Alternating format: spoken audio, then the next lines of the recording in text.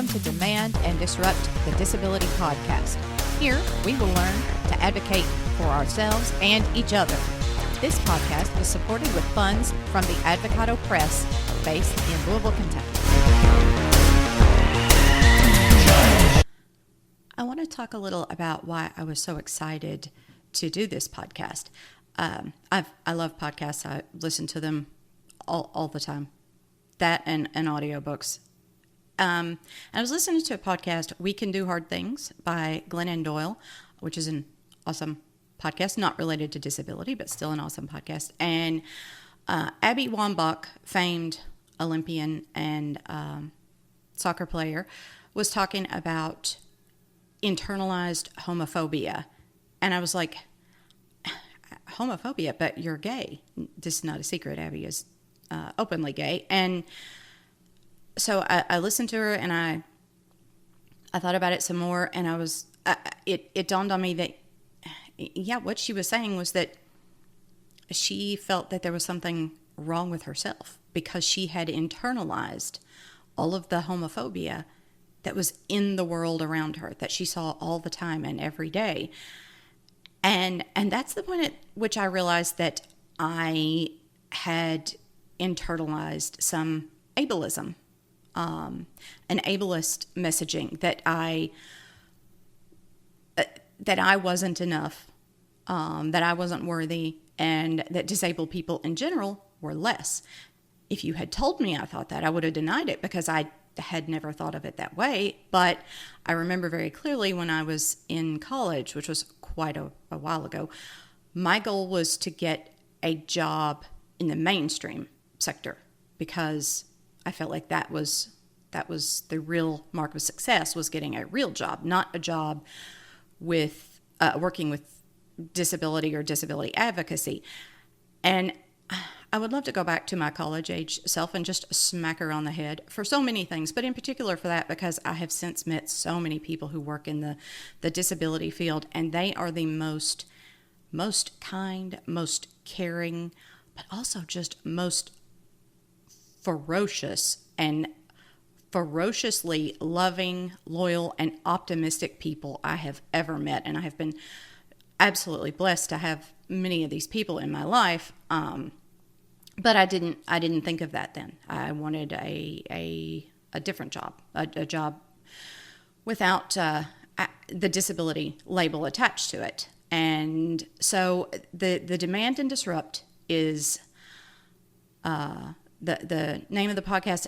Demand is that's harkening back to the days of the disability rag by the Advocato Press here in Kentucky, and the advocacy that those people, on whose shoulders we stand, that those people did to make sure that the ADEA got passed, make sure that disabled people were not seen as not even second-class citizens. There were times where even less than that. But I want to honor their legacy by continuing to demand equality because we don't have it yet. We aren't there yet. The fight has to go on, and they gave us the roadmap for that fight, and I will be forever grateful to those people. And the disrupt part of that is the disruption of the patterns that lead to viewing any group of people as though they are somehow less than or unequal. I want to disrupt that way of thinking in the world and in ourselves because I was carrying that around with me and didn't even know it.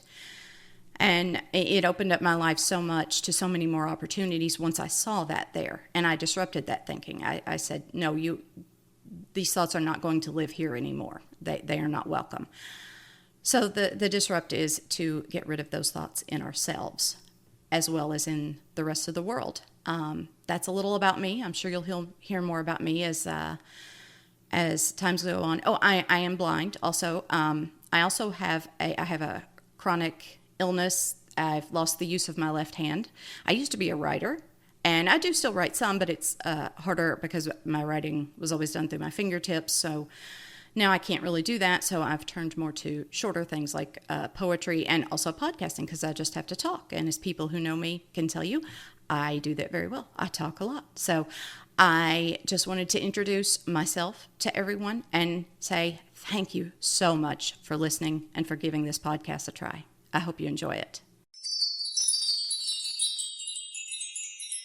Welcome to the inaugural episode of Demand and Disrupt, where we are talking with Dave Matheis, a longtime advocate for people with disabilities. And he is the editor, and I guess you did some of the writing also, Dave, for a new book. Well, it's been out about a year, a celebration of family stories of parents with disabilities. Welcome, Dave.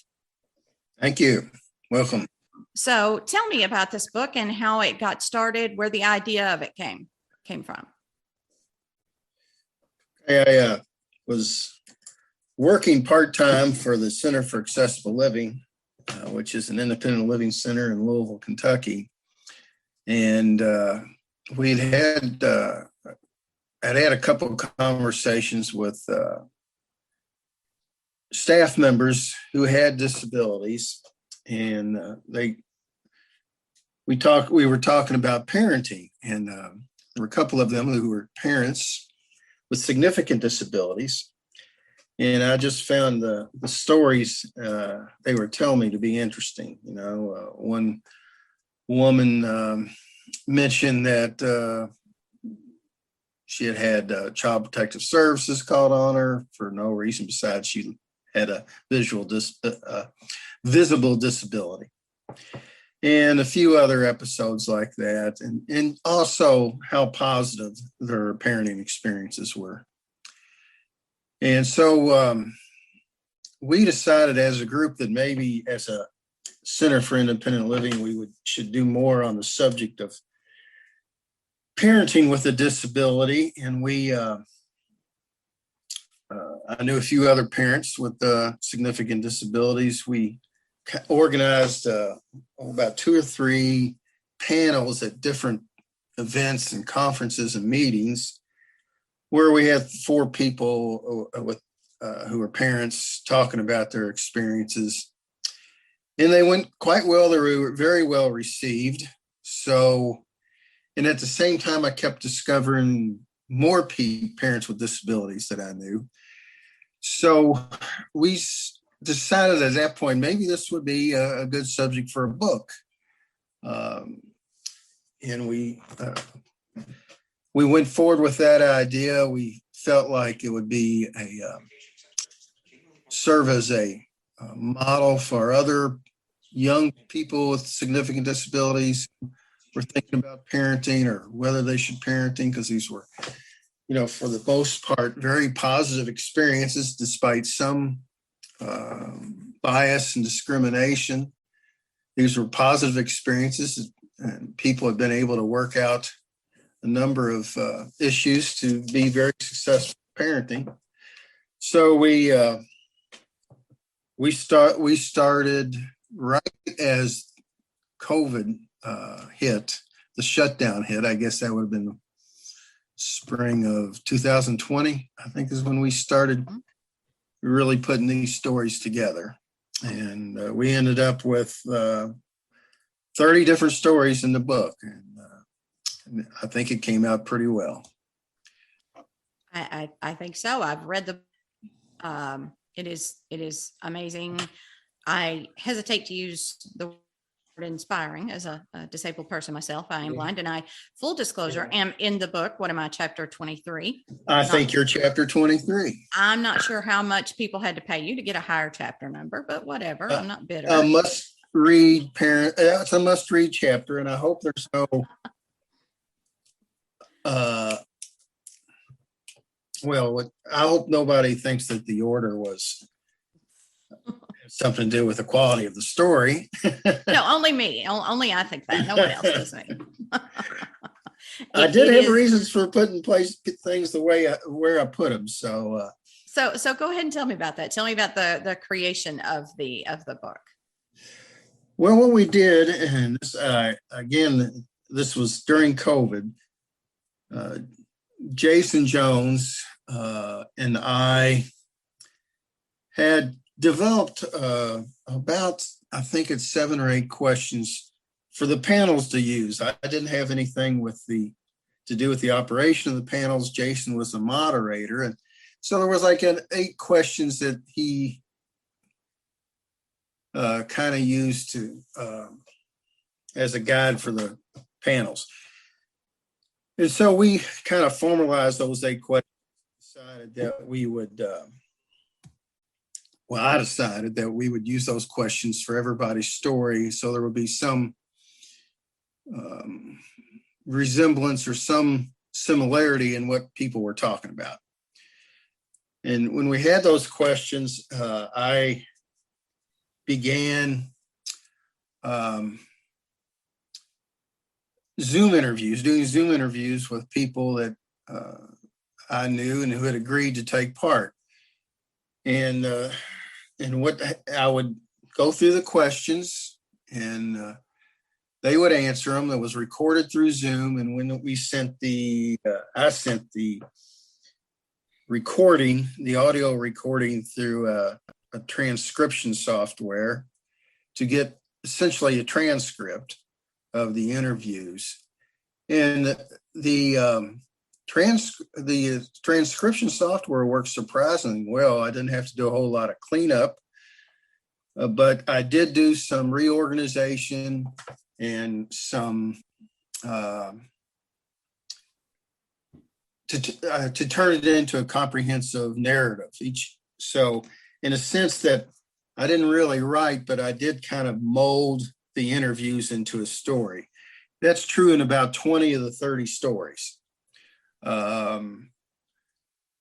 other stories in the book, 2 other chapters in the book are reprints from other publications in the past. One about the marriage penalty that people with disabilities face when they're on Social Security benefits and they get married. And then the other one was about a custody battle the person with a significant disability had when he was getting divorced. And then the remaining 7 or 8 stories, people actually wrote their own story and sent it to me. I gave them questions to use as a guide. Some didn't use it more than others. Of the stories of the interviews I did, people were allowed to change them. They were allowed to review what I'd written up and change what they wanted. One person did a near rewrite on her story, which is fine. Other people make significant changes. I like to talk about one story that a person turned in. And we, after I got her story, she sent to me, I had coffee on her back porch with her, and she was telling me all these other things. So we got to get this stuff in your story. So together we kind of expanded hers. So it was an interesting process, and we did it a lot of different ways as it turned out. Mm-hmm. And what surprised you the most in talking to all these disabled parents? What surprised you the most? Well, there's a couple of things. First off, and I shouldn't have been surprised at this because I was talking to people about their families, but the honesty of all the parents was pretty noteworthy, pretty amazing. They really wanted to talk about their family experience and their kids. That was universal. And it shouldn't have surprised me because, people like talking about their kids. And what's more important than family to people? Right. Another thing was, it's pretty universal that some people would have bigger obstacles to their parenting than others, family members, medical professionals telling them not to do this. They faced a lot of that. And I guess one universal is the resolve these folks had to become parents. And then the other thing I would say that surprised me was that there was one question we asked that basically was, what adaptations or assistive technology or assistance was important to you in becoming an effective parent? And almost universal response to that was, well, I think my children adapted to me more than I had to adapt to them. It really struck me because that kind of shows how resilient and adaptable small children are. Mm-hmm. They just learn learn how to adapt to their parents, and that was almost universal. Yeah, I'm sure. It doesn't surprise me that you would have people ready to talk, because we get asked the question, how do you insert whatever all the time? So we have lots of answers to that. I'm sure. Because everybody thinks that there's absolutely no way that we can parent. And I think that's true as human beings. I mean, you look at these children who, their whole goal in life is just to test gravity constantly. And it's, how do any of us do it? How do any of us do it at all? So that doesn't surprise me that people were ready to talk. Well, this podcast is, of course, called Demand and Disrupt. And it's our tagline is advocating for ourselves and for each other. And as parents, we advocate for our children. But we also have to advocate for each other. And that's something that you have been doing your entire career, even though you do not have a physical disability. Am I correct? That's right. You don't have a disability. I have a disability. But yet you have advocated for people with disabilities. I met you in 1996 when you worked in Frankfurt, and I was just doing an internship in Frankfurt. So tell me about that. Tell me about how your life took you to being so passionate about helping people with disabilities. Well, I have no personal connection to disability when I was growing up, basically. But I was a child of the 60s, and, a period when people were trying to change the world, I suppose, and trying to make a difference. So when I got into college, I knew I wanted to do something in social services or something to help people, I guess, just being a helping profession. So I volunteered. I went to Bellarmine College, now university here in Louisville, and I volunteered at what was called at the time the Cerebral Palsy School. And it was what the title says. It was a school for people with physical disabilities, cerebral palsy, but also other physical disabilities. So I wanted to do some volunteer work, and they were looking for somebody to help they had a little pool in the school for therapy. And I guess once or twice a week for the entire time I was in college, I helped in the pool. And then there was a woman there beyond school age, but she would come in, and they had set up a place for her to paint with her teeth.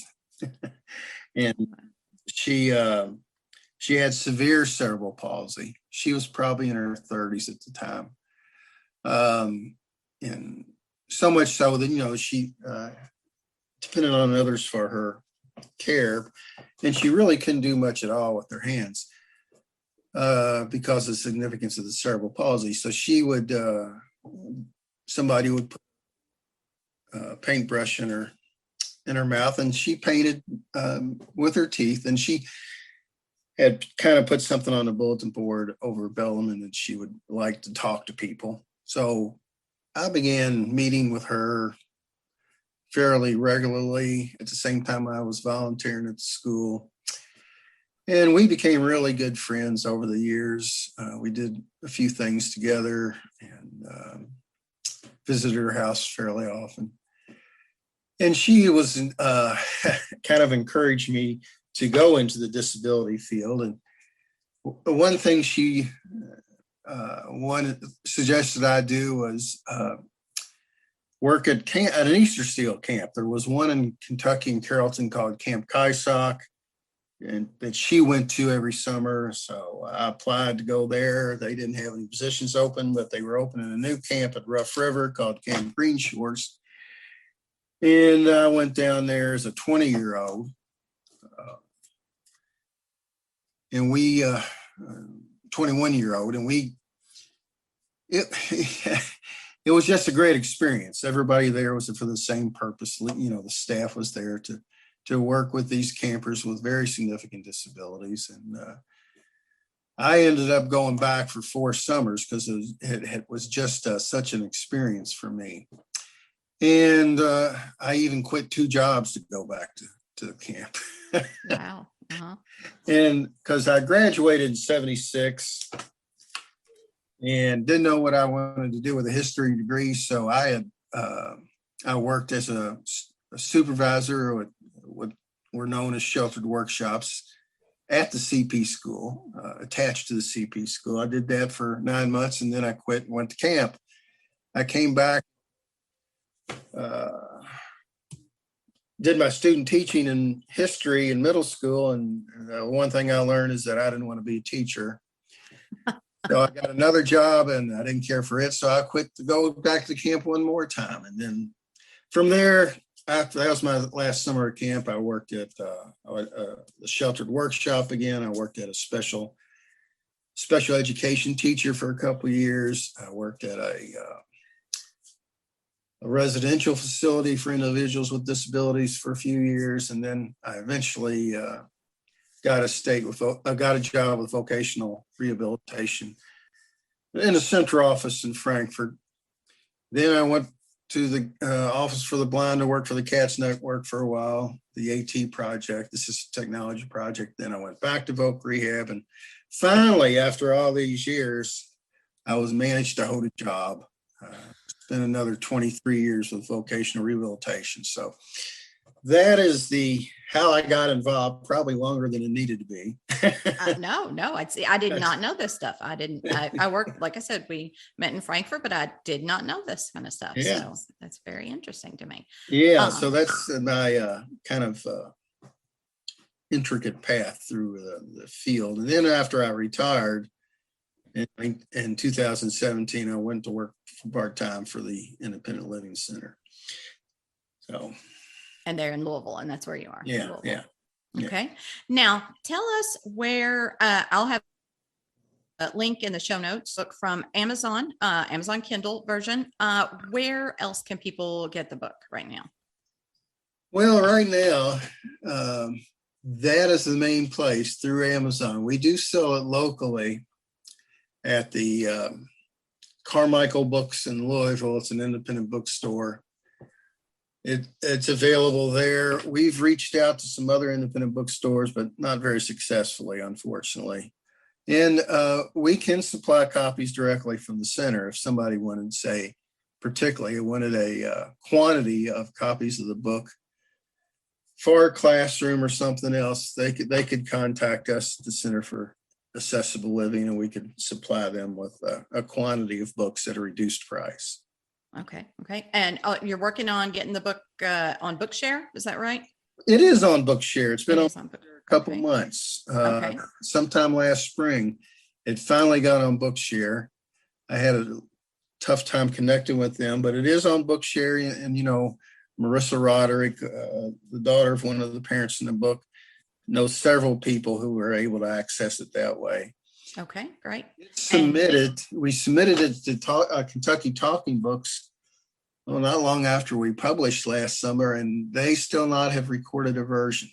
Probably need to contact them again. They were backlogged with books to record because of COVID. Right. So many and things. Can I say one more thing about the book? Sure. One of the reasons we put it together was, I think I mentioned it, to help people who with disabilities who might consider being parents. So we wanted as many different disabilities represented as possible. So I think we got it pretty much covered, although there's probably a higher representation of people with physical disabilities. But we do have people with mental health issues. We have, of course, people who are visually impaired or blind, people who are deaf or hard of hearing. Is interesting. I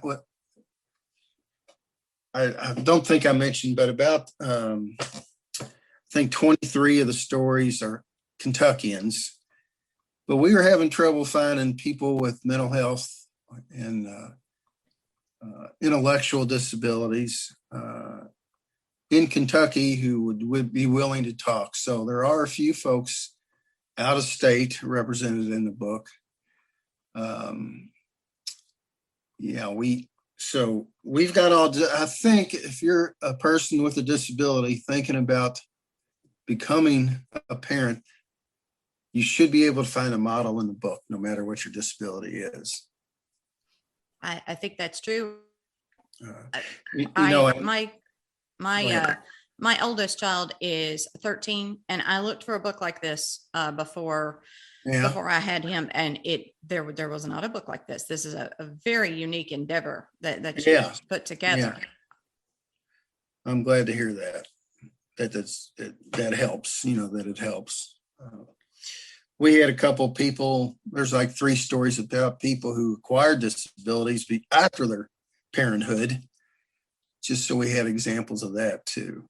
Mm-hmm. Oh, right. Yeah. People don't think about that, do they? That's no. Interesting. So my next interview is going to be Jason Jones, who you mentioned already, and he has a wonderful story. And all through the next season of our first season of this podcast is going to be featuring people who had something to do with the book or were featured in the book. So thank you very much, Dave, for talking with us. I appreciate all that you've done for the community over the years. Thank you so much. And I want to apologize for putting you so far back in the book. Well, thank you. I appreciate that. Bye, Dave. Thank you. We're here with Jason Jones. Jason, you are chapter 3 in the book, A Celebration of Family, Stories of Parents with Disabilities. And you also wrote the introduction. So why don't you tell us a little about yourself? Yeah, so I live in Central Kentucky. I was injured in a high jumping accident in 1990, April of 1990. As I think I say in the book, you don't really forget those dates. It was April 21st, 1990, and I was a sophomore in high school, approaching the end of that year, about a month and a half before my 16th birthday. And so we're 32 years later down the road, and went to high school, finished high school. After getting out of the hospital, doing rehab, all that good stuff. And as a C4 quadriplegic, and C4 means, I'm at the very top level of before you have to go ventilator dependent. So I'm paralyzed from my chest down, but I'm also considered what's incomplete. So I've got a lot of feeling, and I can feel most things, and just kind of living as normal a life as possible every day. I've got a wife and 2 sons. Jessica is my wife's name. We've been married for going on 15 years now. And I have a 14-year-old, well, he'll be 14 in July, Micah, and I have a 10-year-old, Bryce, and he'll be 11 actually next week. And happy early birthday. Yeah, exactly. He's quite a comedian. He's a lot like me, has my sense of humor, much to the chagrin of my wife, but they're really good kids, and they've been great. They're natural kids. I like to say that. I think one misconception of disability and parenting is that most kids are either adopted or fostered or something like that. And it's it's not the case. You know, people with disabilities can live pretty normal lives, and my wife and I did it the old-fashioned way, and I'm kind of proud of that, and definitely like to share that. So that's kind of me in a nutshell. Live in Lexington, work for the University of Kentucky Human Development Institute, and been there for about 6 years now. And before that, I was worked in employment with the Office of Vocational Rehabilitation for about 15 years. My background is in mass communication. So that's it. That's all I got. Just wanting more detail. Well, your story in the book is very compelling. I try never to say inspiring to disabled people because we hear a lot of that. But it was interesting, compelling, and just a very positive chapter. I think that might be unexpected from some people. That there could be positive stories in the book. So that one's one of them. So. What is the greatest misconception? What do you think is the greatest misconception that people have about parenting with a disability? I think probably the biggest misconception is that it's any different than parenting without a disability. What about parenting with a disability? There are so many parallels to the idea of parenting. What's your greatest concern about? What was your greatest concern about? Sometimes sometimes things can be a little bit different. I mean, I'm not able to teach my son to throw a baseball or something like that. But I am, faced with all the same issues, the discipline and the making sure kids are done with their homework and that they're successful in life and that they're good human beings. I mean, it's something we talk about, and that's really not any different than it should be for any other parent. I think that people think that it's an extraordinary thing, but every morning when we get up out of bed and go out there and try to get the kids going on their day and moving forward, it's no different than anybody else. It's not extraordinary. It's just life. It was a dream, of course. I mean, there was a time in my life when I didn't think that would be something that I would ever really achieve. And I really do see it as an achievement. And I really appreciate it when other parents understand that it's an achievement for them too. I think I also say in the book, it's the best and the worst thing about life in the same thing. It's amazing the things that you get from your children and the reflection you see in them. And then it's also the scariest thing in the world when you've got to protect them. And so I think, again, my biggest misconception is that parenting is different for people with disabilities. It's just parenting. Yeah. I've found that to be the case also with the, friends that I've had and things. It's, I think they think that people who are non-disabled think it's way harder than it is. It's just, parenting is just hard all around. I mean, you're exactly right. It's hard for everybody. And you kind of have to circumvent some of the regular ways of parenting, and you have to kind of find accommodations and just workarounds. But I found over the years that the good thing is that children are so adaptable. And I would say they probably have adapted to me more than the other. They found ways to get up in my lap, and they find ways to manipulate me just like they do any other parent. But for the most part, it's the experience is definitely worth it. It's a reward, and it's difficult at the same time. So the challenges are real, and they're real for everybody. Yes, yeah, they are. I find the same thing. I think one of the things I say in the story is that my daughter said to me, and I thought it was going to be like one of those heartbreaking moments when she said to me, "Mommy, I really wish you weren't blind."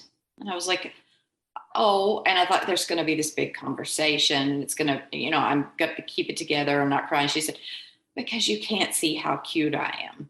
Yeah.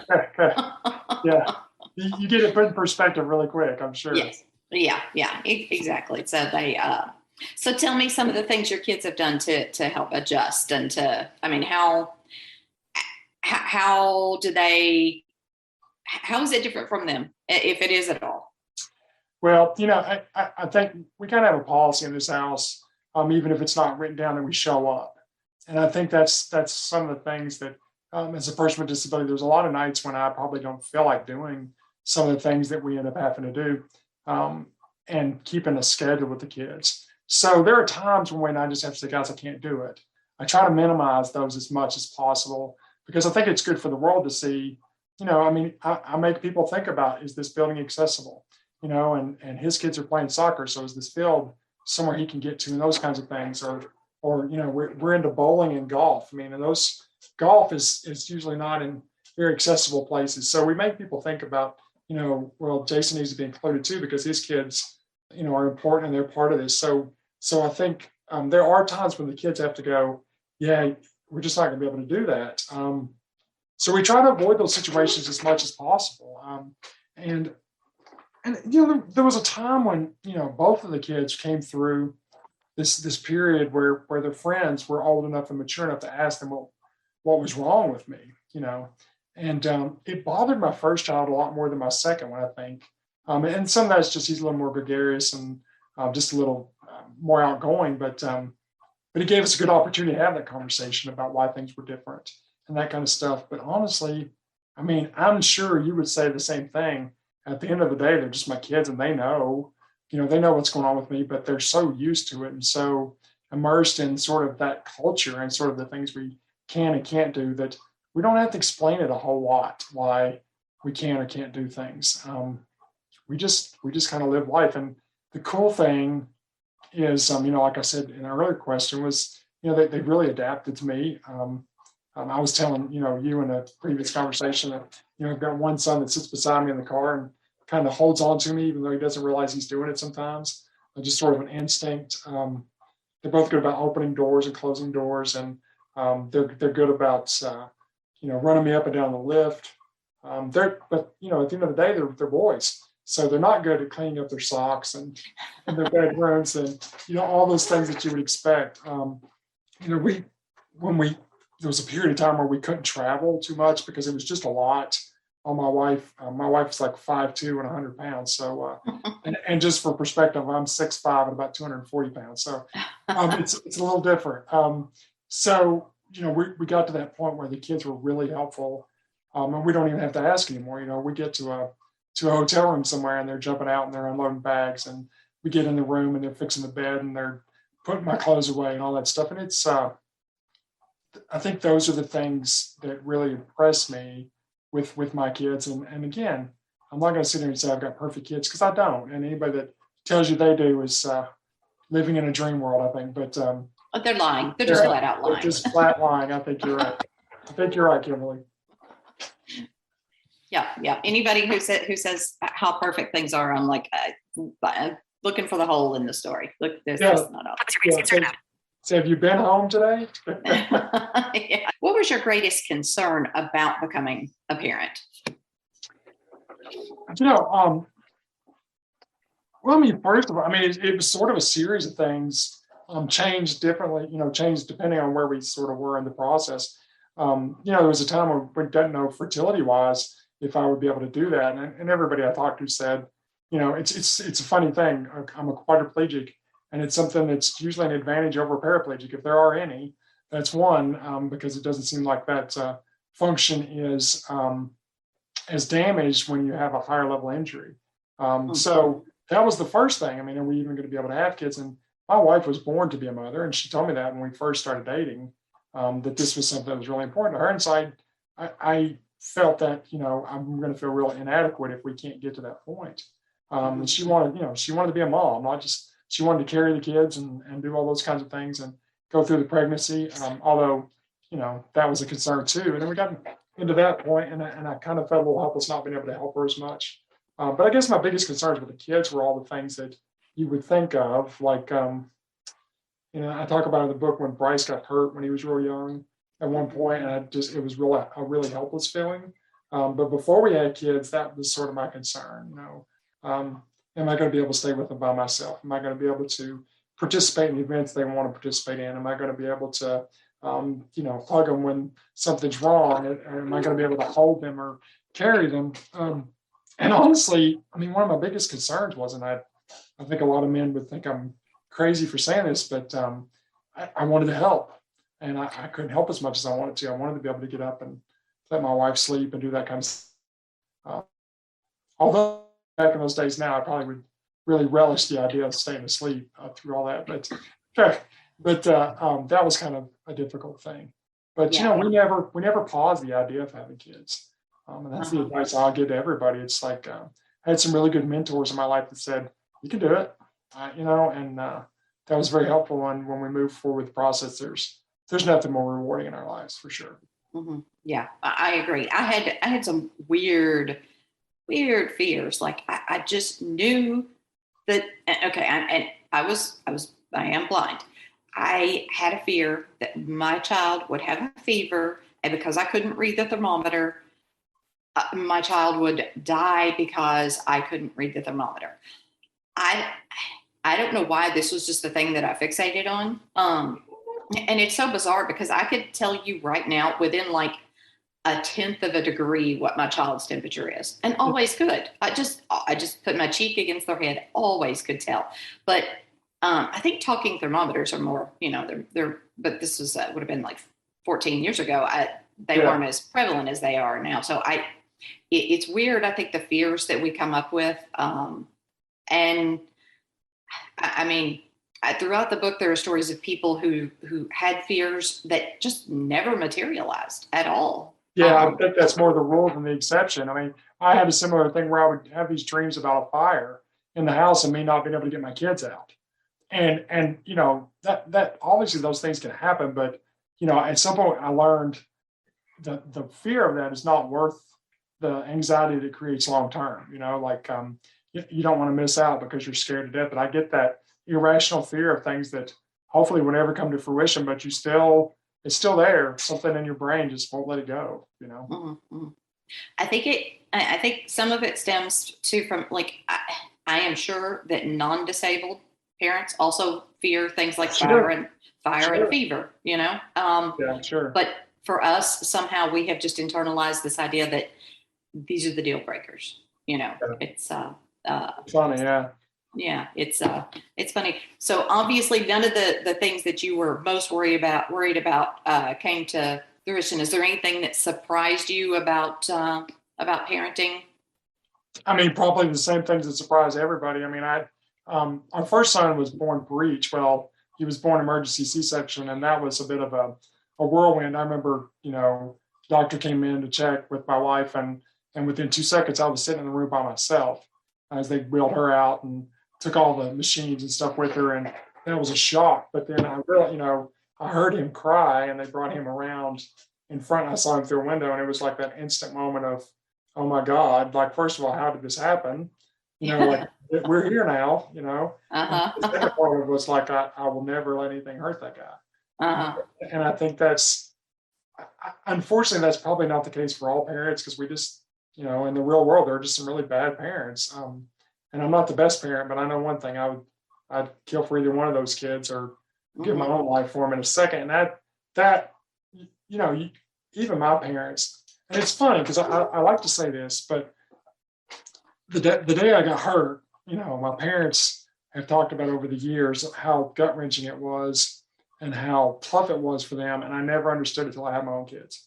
Mm-hmm. I was just going through it as a patient or as a participant in a pretty bad situation, but I'm in survival mode. They were in, my son could die, my son is injured, now what do we do? And I never got their side of it until Micah was born, and then I got it, and it was a pretty real eye-opening experience to say, wow, like, how did you do it? Like, I can't imagine anything happened to either one of my kids. Mm-hmm. Big deal, Yeah, it is. It's parenting is like walking around with your heart outside your body. It's just the vulnerability is constant. Yeah, and it's hard to describe. It is. So, what would you say to someone who's disabled and considering parenting, or someone who's maybe disabled and already starting down that parenting journey, but has these anxieties and fears? What would you say to them? Well, anytime I'm asked, I always say, call me. I had some really good people that just listened. Lee Gordon, who is in the book, he had a daughter a couple of years before Micah was born, and it was such a good guide through the process. And he's a quadriplegic as well, a little lower than me, but just talking about how they maneuvered the world. And I really kind of use that as a blueprint for our own situation. And I had good parents. My dad is in his 70s now, and unfortunately has Alzheimer's, and my mom's older than him. And So their lives are a lot different than they used to be, but they really never gave me the opportunity to fail, or they never really kind of thought that there was a different path for me to get to where I wanted to. They just treated me normally. And so they kind of set the standard. But as far as parenting with disability is that don't ever assume that the rest of the world needs to be content with what you're doing, right? And I think we so often go, well, I don't want anybody to say anything. They're not going to think I should be a parent. And that stuff happens. But you know what? There is nothing anybody could say to me ever that would take away the experience I've had with my children, or that would ever make me think that I shouldn't have went through it. I mean, you could call me whatever you wanted to. You could say I was inadequate as a parent. You could say, how in the world is he, living up to what he should be able to do if he can't throw a baseball to them or pick them up when they're hurt or put a Band-Aid on their arm. There's nothing you could say that would take away the actual experience. So I say go for it, because disability or not, you only get so many days, right? You only get so many rotations around the sun, and it's more fun to do it with people you love and care about, right? Yeah. And if you're scared to go down that road, you're not going to have those people to do it with. Mm-hmm. That is very beautifully put. Just beautifully put. In the just your story is amazing and interesting, and I encourage everyone to read the book. Celebration of Family Stories of Parents with Disabilities, and I will have links to purchase the book in the show notes.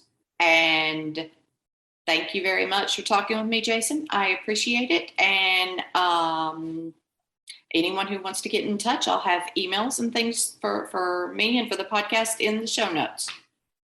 So thank you very much. Thank you too. Thanks to Chris Ankin for music. Thanks to Joe Hodge for technical support.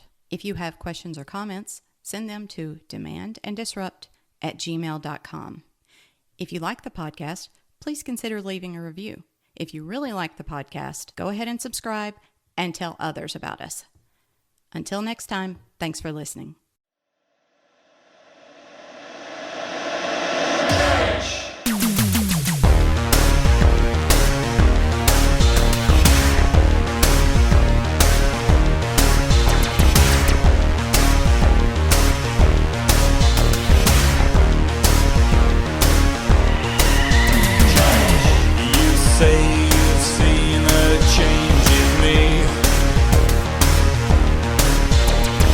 Just for once I think I would agree.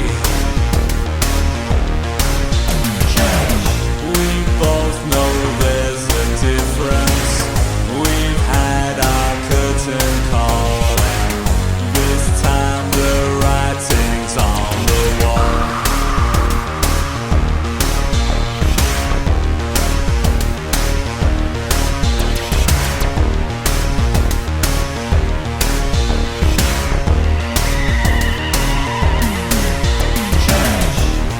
War of words we can't defend. Two damaged hearts refuse to mend. This situation's pointless with each and every day. It's not a game we need to play.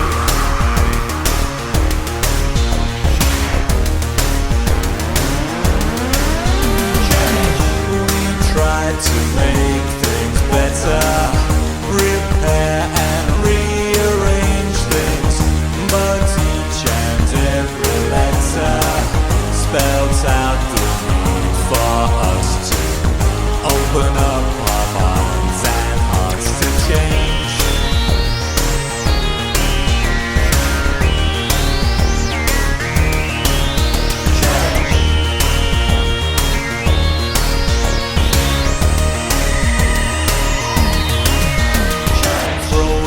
Dice, then what will be, will be. Disregard for good to set us free.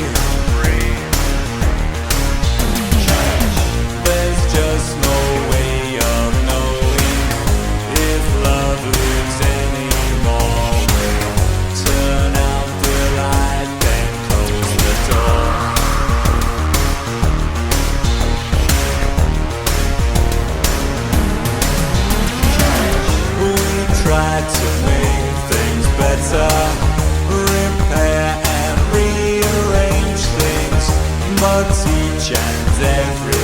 spelled out.